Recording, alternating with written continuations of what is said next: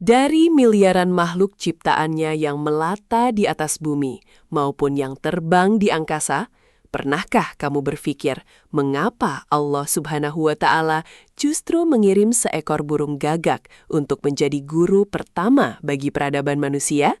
Bukan singa yang perkasa, bukan pula elang yang berwibawa, melainkan seekor gagak hitam yang mengajari anak Adam cara menguburkan orang yang telah mati.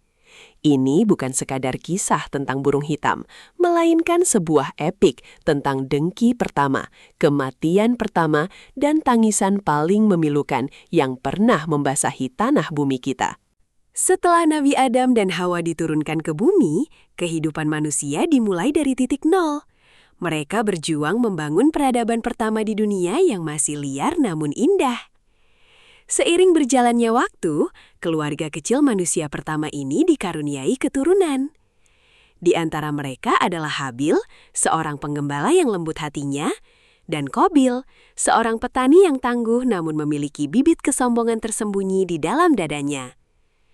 Kehidupan keluarga ini berjalan damai tanpa pertumpahan darah, hingga sebuah ujian besar datang menyapa umat manusia yang masih sangat muda ini. Ujian pertama bagi peradaban manusia datang dalam bentuk perintah kurban. Sebuah perintah ilahi yang diturunkan untuk menyelesaikan perselisihan takdir di antara dua saudara kandung tersebut. Mereka diperintahkan untuk mempersembahkan sebagian dari hasil jerih payah mereka kepada Sang Pencipta sebagai bentuk ketaatan mutlak. Kurban ini bukan hanya sekedar proses menyerahkan sebagian harta, tetapi merupakan sebuah cermin spiritual yang akan memantulkan isi hati, ketulusan, dan tingkat keikhlasan mereka yang paling dalam di hadapan Allah yang Maha melihat segala sesuatu. Habil, yang profesi kesehariannya adalah seorang penggembala ternak, memahami betul esensi dari perintah Tuhannya. Dengan hati yang dipenuhi rasa cinta dan ketakwaan, ia berjalan perlahan melintasi kawanannya, mencari hewan yang paling sempurna. Habil tidak memilih domba yang cacat, tua atau kurus badannya. Sebaliknya, ia dengan penuh rasa syukur mengambil domba jantan yang paling gemuk, paling sehat, dan paling ia sayangi. Bagi Habil, memberikan persembahan terbaik untuk Allah adalah kehormatan tertinggi, sebuah bentuk pengabdian tanpa syarat yang lahir dari keyakinan murni. Di sisi lain yang berlawanan, Qobil yang merupakan seorang petani gandum sukses justru menunjukkan sikap yang sangat bertolak belakang. Meskipun ia memiliki hasil panen pertanian gandum yang melimpah ruah dan berkualitas sangat baik, hatinya dikuasai oleh rasa bakhil yang sangat kuat. Qobil merasa sayang dan enggan untuk menyerahkan hasil bumi terbaiknya. Ia kemudian dengan sengaja mengumpulkan hasil pertanian yang paling buruk, layu, dan nyaris busuk sebagai persembahan kurbannya. Qobil lupa bahwa Allah Maha Suci, Maha Kaya, dan hanya sudi menerima persembahan dari hati yang ikhlas. Keduanya kemudian meletakkan persembahan mereka di atas sebuah bukit batu, menanti keputusan mutlak dari langit. Sesuai dengan cara ilahi pada masa purba itu, persembahan kurban yang diterima secara sah akan disambar oleh api putih suci dari langit. Tiba-tiba, percikan cahaya menyilaukan turun dengan kecepatan luar biasa, langsung melahap habis domba persembahan Habil hingga tiada bersisa. Sementara itu, setumpuk gandum busuk milik Qobil dibiarkan utuh begitu saja tersapu angin gurun. Langit telah memberikan kesaksiannya secara gamblang bahwa ketulusan membuahkan penerimaan mutlak. Penolakan nyata dari langit itu seharusnya menjadi momen perenungan dan introspeksi diri bagi Qobil.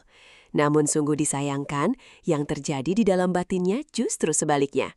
Penolakan itu menyulut bara api dengki yang meluap-luap luar biasa besar di dalam relung dadanya. Iblis laknatullah yang selalu gigih mencari celah untuk menghancurkan anak cucu Adam, perlahan meniupkan bisikan-bisikan jahat ke dalam pikiran Qobil. Rasa iri hati karena kurban adiknya diterima berubah wujud menjadi kebencian pekat yang membutakan seluruh logika, akal sehat, dan nurani kemanusiaannya. Telah dikuasai sepenuhnya oleh amarah yang meledak-ledak dan membutakan, Qobil mendatangi adiknya dengan niat yang sangat keji di hatinya. Ia secara terbuka mengancam akan merenggut nyawa Habil dengan tangannya sendiri, agar tidak ada lagi sosok yang bisa menyaingi kebesarannya. Disinilah mulai terukir embrio tragedi terbesar umat manusia, ketika darah daging sendiri rela dihabisi hanya demi ego dan gengsi semata. Habil dengan segala kelembutan hatinya mencoba menasehati dan mengingatkan kakaknya bahwa Allah hanya menerima amalan dari orang-orang yang bertakwa. Di hadapan ancaman pembunuhan nyata yang mengerikan itu, Habil memberikan respons mulia yang menggetarkan penduduk langit. Ia menyatakan dengan pendirian teguh bahwa meskipun kakaknya mengangkat tangan untuk membunuhnya, ia tidak akan pernah membalas mengangkat tangan untuk menyakiti saudara-saudaranya.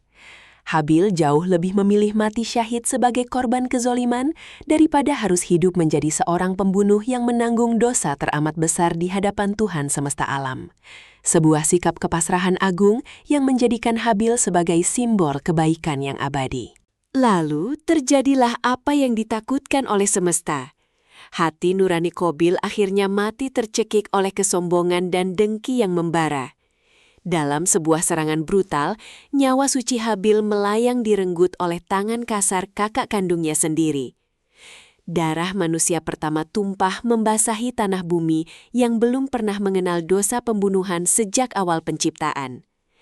Langit senja seolah menangis bisu dan alam semesta seketika terdiam kaku menyaksikan kejahatan terburuk yang membuka pintu kutukan bagi rentetan pembunuhan massal di sepanjang sejarah peradaban masa depan.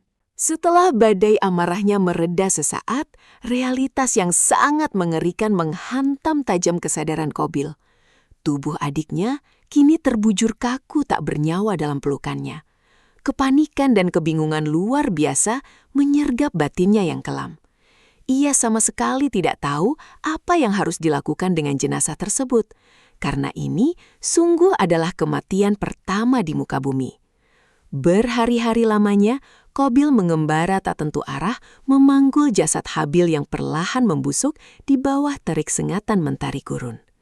Beban jasmani terasa berat, namun beban dosanya jauh lebih menyiksa. Tepat di saat jiwa Qabil mencapai puncak keputusasaan yang melelahkan, Allah yang Maha Pengasih dan Maha Bijaksana menghendaki diturunkannya sebuah pelajaran terpenting bagi peradaban. Dari miliaran raga makhluknya, Allah justru mengutus 2 ekor burung gagak liar. Gagak dikenal dalam ranah ilmu pengetahuan sebagai unggas dengan tingkat kecerdasan sosial tertinggi dan solidaritas komunal yang hebat. Kedua burung hitam itu mendarat tidak jauh dari posisi Qabil yang terduduk lemas. Di hadapan mata manusia pertama pembunuh itu, seekor gagak menatap lekat jasad temannya, bersiap memberikan demonstrasi utusan langit. Burung gagak yang masih hidup itu mulai mengorek-ngorek tanah pasir secara bertahap menggunakan paruh dan cakarnya yang kokoh. Dengan kegigihan luar biasa, ia berhasil menggali sebuah lubang tanah yang cukup dalam. Setelah persiapan selesai, dengan penuh kehati-hatian, gagak itu mendorong tubuh temannya yang tak bernyawa masuk ke dasar lubang, lalu menyapu tanah untuk menimbunnya kembali hingga jenazahnya tertutup rapat. Ini adalah tata cara pemakaman agung nan terhormat, sebuah syariat alam yang sengaja diajarkan langsung oleh seekor burung kepada seorang manusia tak berakal yang tersesat dalam kebodohannya.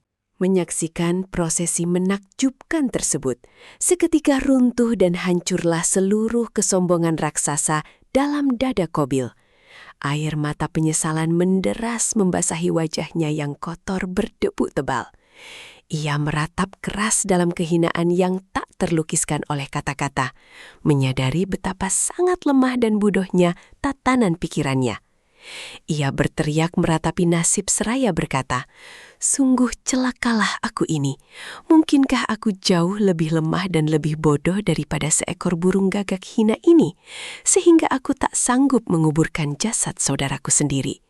Sebuah penyesalan abadi yang takkan sanggup menghidupkan Habil kembali. Maka dengan tangan bergetar hebat dan jiwa yang hancur berkeping, Qabil merendahkan dirinya meniru apa yang dilakukan sang gagak. membaringkan jasad suci saudaranya ke dalam pelukan gelap bumi untuk pertama kalinya sepanjang masa. Peristiwa sejarah ini meninggalkan hikmah amat mendalam bagi kita semua umat manusia di akhir zaman. Allah mengirim burung gagak hitam bukan tanpa alasan sembarangan. Melalui seekor burung yang dipandang remeh-temeh, Allah meluluh lantakan ego dan kesombongan absolut manusia. Kurban Habil menegaskan bahwa murninya keikhlasan adalah satu-satunya kunci diterimanya amalan. Sementara tangisan Qabil menjadi prasasti peringatan bahwa kedengkian hanya akan menyeret kemanusiaan menuju jurang kehinaan berdarah dan penyesalan yang tiada titik ujungnya.